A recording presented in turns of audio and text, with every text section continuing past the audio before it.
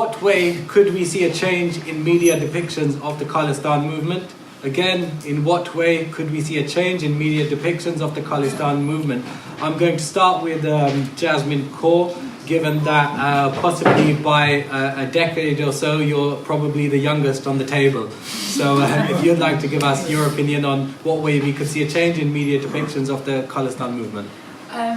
Speaking, as you said, with a significant age gap between everyone else on the panel. Possibly, we don't know. Definitely not 25.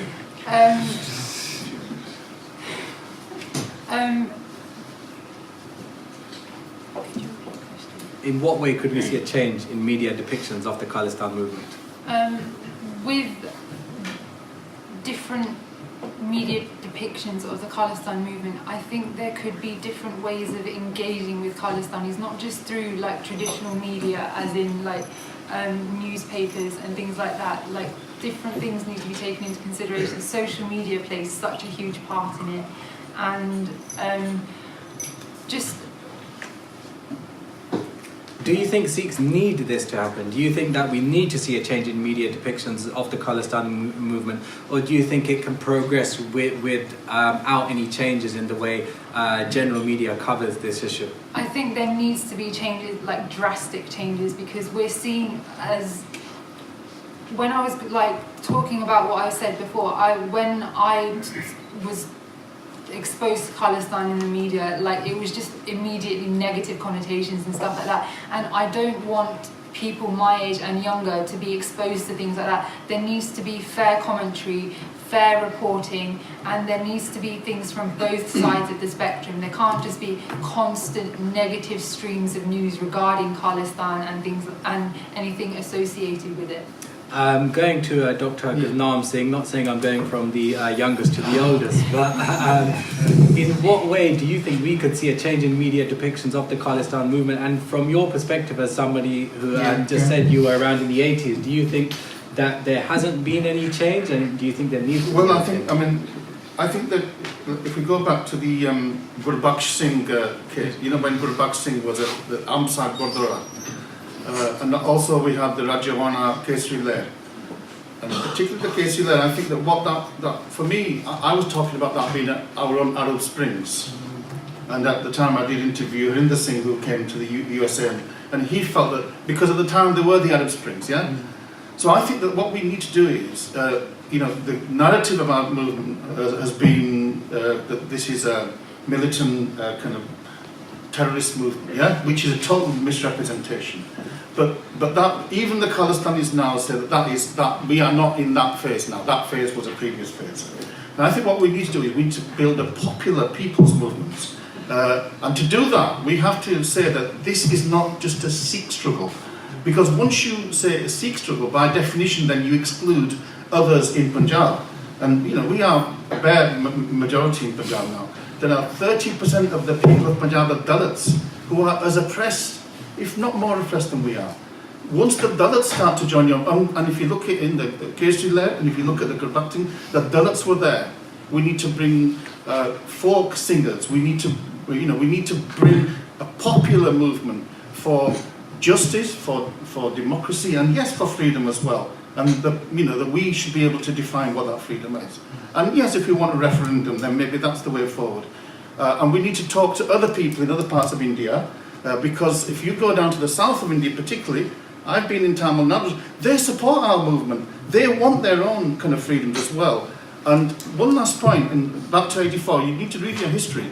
All of the Indian media condemned and presented Jasjit Singh as a terrorist and extremist. But there was one newspaper called the Dalit Voice, which is published by Dalits, who covered some stories all along that time and said, no, Jasjit Singh is a freedom fighter. He is a peasant who is setting an example for other poor people across India. And if you look at Pritam Singh's research, he's done research on the ground, and this was also something that was not covered by the Indian media. In 84, the uprising wasn't just in Punjab. We had peasants uprising across India who were actually seeing this as a peasant uprising. So we do need to change that narrative. I think that we need to see ourselves as revolutionaries, because that state is destroying India, it's destroying the people of the state. It's a violent state, it's a violence against women, it's terrible what happens against women, and it's violent against Dalits. So we need to create a broader narrative. And yes, for Punjab liberation, I think that's the narrative that we need to develop, is the Punjab liberation movement. And there we then do not fall being accused of this being a religious fundamentalist narrative, which, whether we like it or not, that's the kind of narrative that we're... So, two interesting stats, which I'll present to you, Amardeep Bassey, and you can kind of continue on with this question. Firstly, the 84% of the media professionals, again, that responded to our questionnaire, they said that Punjab does need drastic changes when given examples of issues in Punjab, such as female infanticide, addiction issues, and cancer epidemic. So again, 84% of the media professionals that answered our questionnaire said they feel Punjab needs drastic changes.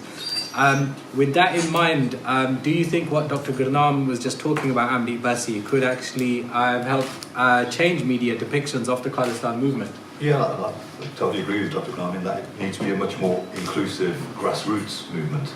And again, talking about the Dalits and getting how important it is to get their support, we seem to have done the opposite. We seem to have lost Dalit support. There was the incident in Vienna, which led to a quite a sizable sect of Sikhism, whatever you want to call it, to actually declare we are no longer Sikhs. So we seem to be alienating certain sections of the Punjabi stroke wider Sikh community.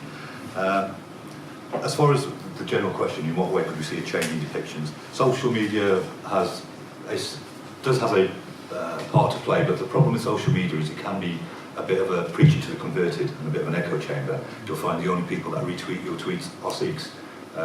So that's a bit of a danger with that. And in that respect, as I said before, there needs to be a sat-down, professional, broad, long-term and medium-term strategy. You need to have the Sikh nation or the Khalistan movement needs to get professional media people on board. And it's not as difficult or, I think there's a slight state of paranoia in some parts. As I said, journalists are human beings. You need to form a bond with them, and you'll find that they are being led by you. It's too complicated an issue for any journalist sat here in the UK to really go into the historical ins and outs of the Anandpura. He just wants, as I said, 400 words, nice picture, black and white, for and against, bang, you're done. And the thing with that is that's a start, and we haven't got a start at the moment, really. Dr Jasjit Singh, in your own opinion, in what way could we see a change in media depictions of the Khalistan movement? And if we, just to add further on, and more comments from the panel, please, what impact would this actually have on the Sikh community if we did see changes in media depictions of the Khalistan movement in either way, whether positive or negative? Well, I think on the community itself, I think given social media and given the way articles are distributed these days, at least it would continue a dialogue, which before this event, that really hasn't kind of happened. So it'd be welcoming for the community itself. I was going to ask somebody a question about clickbait and how that actually, how has the clickbait environment post the print environment actually changed things in the way in which stories need to be reported in quite sensationalist ways? Is there a pressure on journalists to actually report stories in particular ways because now it's kind of linked to income as well? So that's what I mean about it. As far as clickbait is concerned, or that easy digestible read, that's where we need to start. You need to just have 5 things you didn't know about Khalistan, 6 things you didn't, sort of, I'd call it nonsense really, but it's a start. It's because at the moment your average British citizen, white, brown, black, will have no idea what the hell Khalistan is or what it's, and yet the movement's been around for 30 years, 40 years, 50 years, 60 years. Every Sikh knows about it, but anybody outside the wider Sikh community, it's a crying shame, really. So you think more digestible, kind of? Yeah, more digestible, more friendly. You need to be a bit more forgiving of the silly media. It's a long-term game. You need to make a start somewhere. And this whole thing about, just going back on another point about separating militancy from Sikhism, it's one of the USPs of Sikhism is our militant background and the fact that Dr Gurnam Singh said in all means have failed, it is justifiable to draw the sword in defence. Now, you could say the whole Khalistan movement is an epitome of that. We drew the sword when all of the means have failed. Now, if you go away from the military side, are you therefore saying, well, we have other means that we still haven't exhausted then? All the whole, all the sacrifices that were made and people have died, well, that was a mistake. I think what you've got to try and do is romanticise the whole thing. More of a Che Guevara revolution, civil rights movement, rather than this is for Sikhs, we need our own land and we're not going to stop anything else. It needs to have you need to play the game. I keep saying the same thing. I just want to drop in one stat before I pass to Shamsher Singh. Again, 53% of those that responded to our questionnaire felt Khalistan was not comparable to movements such as what is going on in Catalan in Spain, the Catalonian separatist movement, if you will. They said it's not comparable to things like that, and Quebec and Scotland were other examples.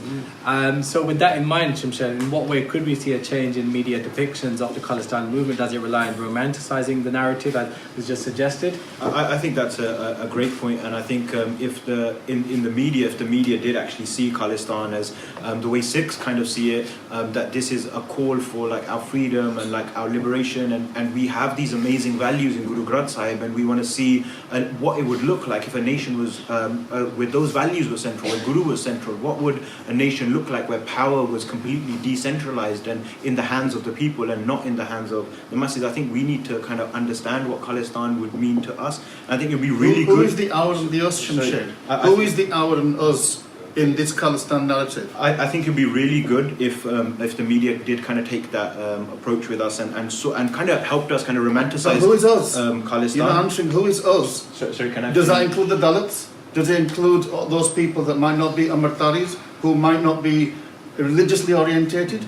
Or is it an exclusive us? So according to the teachings of Guru Granth Sahib, Niche andar Niche, Jat Niche, Hu At Niche. So with the lowest of the low, those that have no power, the completely marginalized, the poor oppressed masses of the world that were armed by the Gurus to stand up against a political oppression, tyranny and injustice. So all of the people that have no power, that have been marginalized by oppression, Guru Nanak talks about this in Babar Bani, Sikhi talks about this. We know where we stand, where our allies are, and I think the conversation, the point I wanted to make before I was interrupted, I think media draws a lot from academia.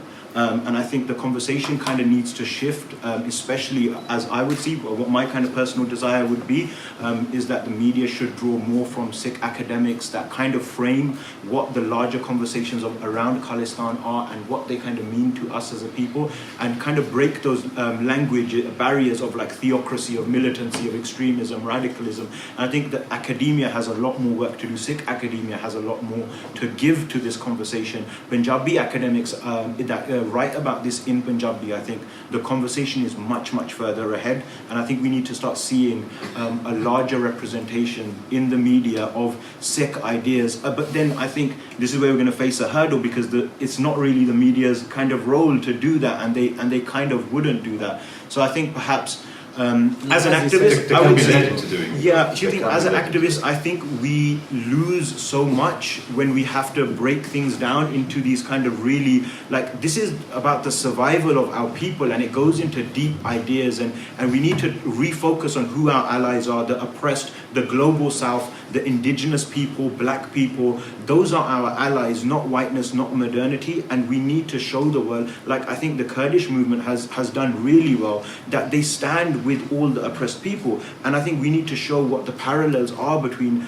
our kind of revolutionary Sikh ideology, and I think, but then again, I think the media, because the location is modernity in Europe, they're always going to see us as these backwards brown people, especially when they look like myself, as we are these radicals. And that's maybe my cynicism, my experiences with the media, and I don't know how that could change. I need to be seen as a human being first before I'm seen as a romantic objective, right? And like, so brownness is seen as romantic through Orientalization, but it's through like the Kama Sutra and stuff like that. It's weird. So as a Sikh with a gold damalla and a dari, like being an object of romanticism, I think it goes. These are really deep questions, and I'm sorry, maybe Dr Gurnam Singh, as an academic, doesn't want the conversation to be academic, which I find quite strange. But I think there needs to be much, much more in-depth representation. And I think it can be done very simply, but what I found in my experience, the media isn't interested, and because that there are funding sources, there is an agenda of the state. What the Indian government says on Khalistan is the most credible position. Everything below that is just what we believe personally. So what Santaji was, and how if we see Santaji as a thinker, as a theorist, as a strategist, as a politician, the media is always going to see him as a religious leader.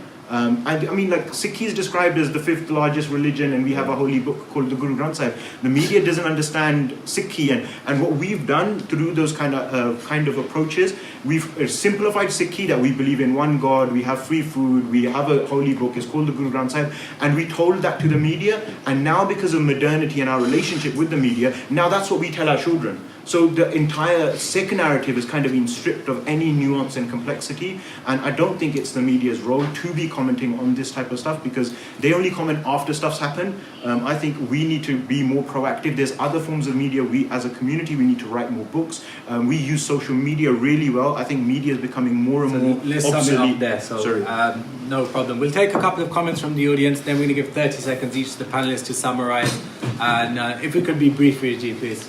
Yeah. So my comment is directed towards, this is a comment, my comment is directed towards the panelists who stated directly and indirectly the idea that Khalistan narrative has not expressed itself in a comprehensible manner, or that we as individuals are hot-headed, passionate, or aggressive. Regarding the first, as I mentioned before, the Khalistan narrative has expressed itself and its position since the onset, in Punjabi and in English. This is in reference to letters and books that were written by the Kharkus in the 50s, 60s, 40s. And then regarding the second comment I made, insulting that I be defined as passionate or hot-headed or fundamentalist when discussing the idea of Khalistan. For example, I was born in Punjab and I grew up in a Punjab where I was not allowed to go to a certain distance from my village because of a mandated curfew. I grew up in a Punjab where my family members ceased to exist the next day. I grew up in a Punjab where my friends ceased to exist the next day. So it's insulting the fact that I be defined as hot-headed and passionate. Perhaps the media should document rather than sensationalize my existence as a Sikh, using terms that I choose to use, and also my existence as a Khalistani, and then lastly, how my past still interacts with my present. Any other comments from the audience? So from someone we haven't heard from, please, if Riji on the far side, it would be Blue the Star.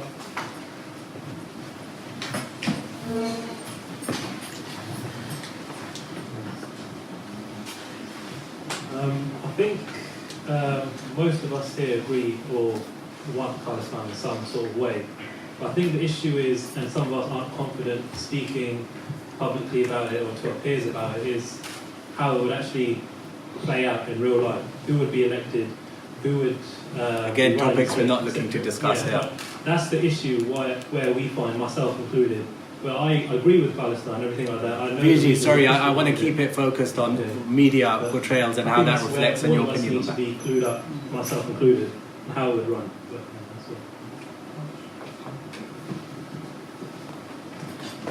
There's been a lot of what I perceive to see as media bashing. Just out of curiosity, you talk a lot about your data.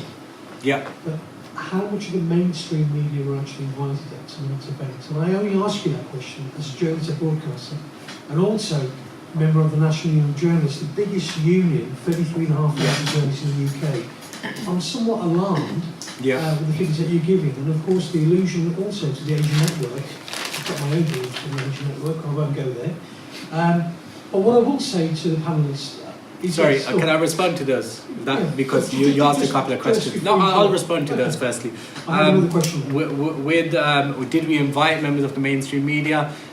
When we sent out the questionnaire, included an invite to the event, and again that was to approximately about 200, and if we're considering that we sent it out to news organizations as a whole, then probably way over 200. You're talking about several hundred invites that went out to the mainstream media. I did actually get a few responses of people that said they were coming that ended up cancelling, so the invites were widespread and people were invited from all over, media professionals, Indian groups, the Hindu Forum of Britain. Invites were sent to all of such groups. In regards, sorry, what was the second question? Did you have one? I asked you quite a few actually. Yeah, exactly. Okay. Hard to keep up with that. I've got one. So, Shamsher, I mean, your passion, your conviction, I share a lot of stuff that you're saying. The narrative of Khalistan, unfortunately, does have to change. And the reason is, for those words to come out in mainstream media, like the likes of Newsnight, Radio 4s, your Radio 2s, these are mainstream platforms. As a union, I can only ask you, and I can only encourage you to maybe work with me and maybe the organisation, and maybe give you a platform and maybe more media awareness of how to challenge those very challenging questions that Andy's also been asked, for example, on the Asian Network. You know, the thing is, there is a cause, there is a fight. The prescribed list and the government Home Office list, you know, the word Khalistan, it's in black. You can't get away from that. It's just seen as a very militant and terrorist organisation. So I think the onus is back down to yourselves. You need to change slightly your narrative. Of course, as Amardeep also mentioned, you know, journalists, they only have a certain degree of time to do their work. They can only do their work, and they can only give the real narrative, of course, if the story's right. You know, you can't just make things stuff up. But at the same time, it has to be balanced as well. Can we all just do a 30-second summary, because we're now looking at 8:40, 10 minutes over the event, and then we'll call it a night. So if we go from left to right, if the panel agrees, just in 30 seconds, summary on your thoughts on anything you'd like the audience and our viewers to take away, starting with Dr Jasjit Singh. Thanks for this invite, by the way. Just talk about my report, which talks about a lot of the reasons why Sikh mobilised. Talks about the importance of Guru Gurnam Singh Ji, released with a press release in November. Mainstream media don't care. They didn't care. You know, the University of Leeds chucked it all out. It picked up by the Asian Network and Radio Leeds in terms of mainstream media, but otherwise, you know, so resources are being produced for mainstream media, but unless people make a noise or misbehave, it seems that they're not really, you know, so that's something that I think needs to change. Again, yeah, firstly I'll say thanks very much for organising this event. It's been very refreshing. Coming to something like this is the first time I've ever, you know, stood in a panel like this and actually have to kind of justify myself. And I'm absolutely fine with it. But yeah, my message would be, you need to know more about journalists. You need to go out of your way to make friends with journalists and to keep those, you know, maintain those contacts so that you lead the agenda. Or you'll never be able to, you know, you'll never be able to sit over the journalist's shoulder and make him write what you want him to write. And it is by step. As I said, you might have to start off with a few sound bites. You might have to start off with your image not being as polished as you might want it to be. But it's the beginning. At the moment, we have nothing. I mean, you can count on one hand the number of journalists who work for any mainstream press in the UK who know what Khalistan is or have any idea what the background is. There's probably 3 in the whole country, and we're talking hundreds of journalists. And I think that's a real shame considering how big the Sikh community is. Just one final point I wanted to make.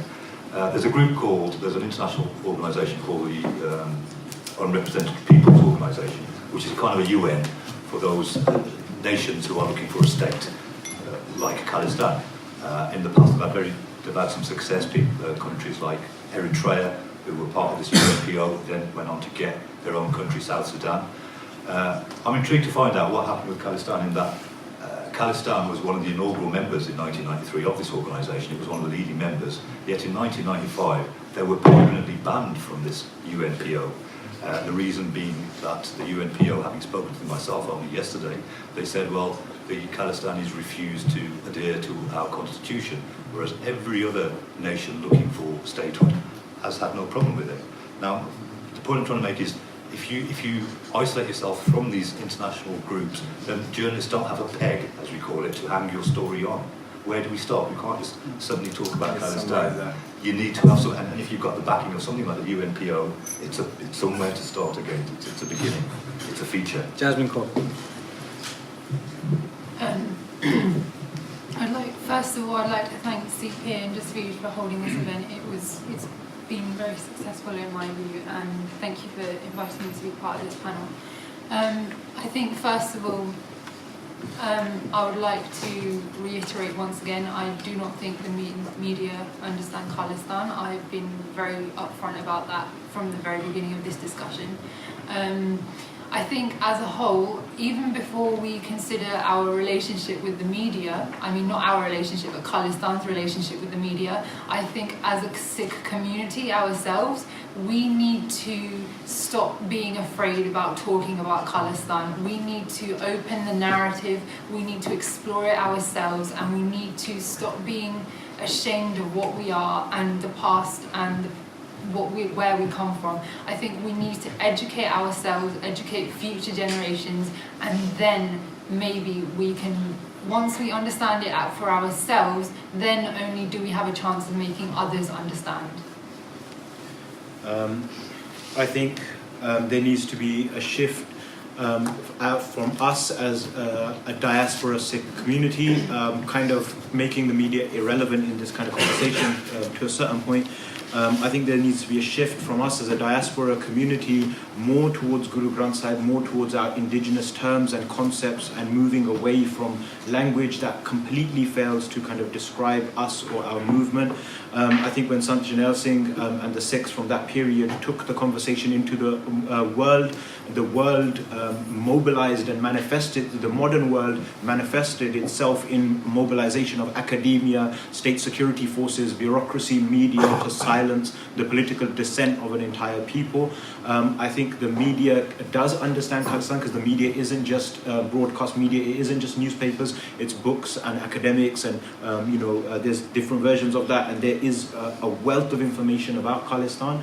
And I think the reason why our voice hasn't been presented is because we've gone through genocide and we've gone through state terror. 1 million people were killed between that period, and I keep stressing that point because we've internalized that violence. We've gone away from our connection to Gurmat, our connection to our language. We think and speak in English, and I think there's that radical shifting kind of needs to take place, the shifting of our epistemic center. Guru Granth Sahib is where we draw everything from, and I think that's beyond the role of the media. I think as far as the media is concerned, I think we should take on board what Amardeep has said, and he makes some really good points. I think we do need to kind of reach out, and I think this is where credit goes to Sikh Press Association for hosting these events and being constantly told. I think when they did an interview on the Nahal show, he said, well, this conversation is poisonous, and there's divisions within the Sikh community that we're even incapable of kind of having this conversation, and I think that's completely inaccurate. And I think because of that internalized violence, coming from that generation, our parents didn't know how to speak about this. They internalized that fear. They told us not to speak about it. We don't have that fear because we haven't gone through state terror. So as a diaspora, we're much, much more confident and much, much more articulate, and we won't tolerate misrepresented, biased, contorted representations of us as not only human beings and Sikhs or as Khalistanis. So I think the entire landscape shifted. That's what we do as activists, as National Sikh Youth Federation. It's our role to map this landscape and to understand and help us navigate as a community. So we develop the tools and the language to express the desire we have as a people for our indigenous native sovereignty, our Padshahi, and our pursuit for Khalistan. Khalistan Zindabad. Yeah, I mean, I think the fact that we've had this conversation itself, I think, represents maybe a new approach, and so that's fantastic.